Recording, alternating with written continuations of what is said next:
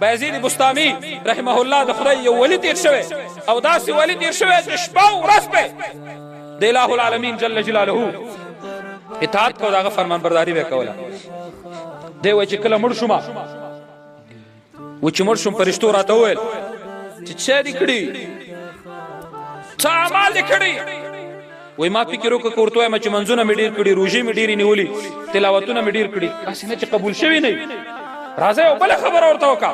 ویل ما ورته ویل چې خدای مې واحد لا شریک ذات منلی الله مې یو ذات منلی ویل چې الٰه العالمین دې منلی وای ما ورته ویل چې هو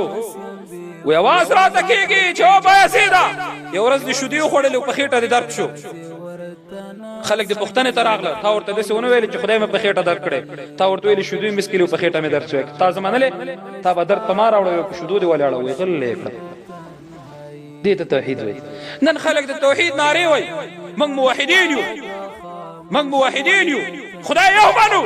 شرک نه کوو بدعت نه کوو د سر نه تر خپو بیا د بدعاتو رسوماتو رواجونو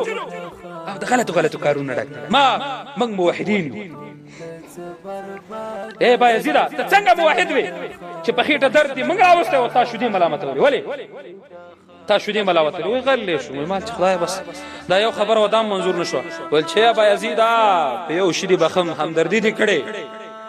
یو ورځ په لار را روانې جمع او ساړه د پیشو بچی او یخنۍ نیولې او سړو نیولې رپېده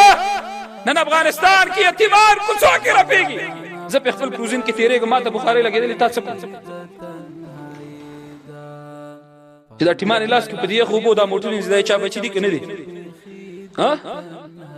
دا سیند راوړي د ده پلار ځواني زموږ نه ښه د ده پلار کردار زموږ نه ښه هغه په دې عمل قرباني ورکړه خپل اډوکې درګړې کړو د وروسته د عمل قضات نن بچی سوال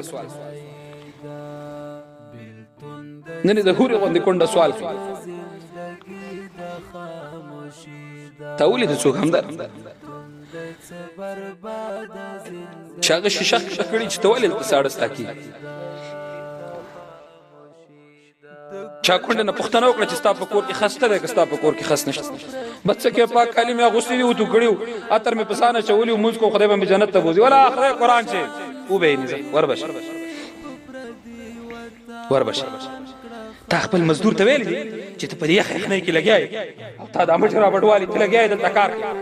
او بیا چې الټا دفتر ته درته راننوځي سترګې پې برکې کوي خدای د خیرن دې زما دفتر د خیرن ته دې خولې ته وګوره ته دې د ایمان تېرولو ته وګوره همداسې نه وایي والکه که د ځانه لګیا یې مزه وایي که نه وایي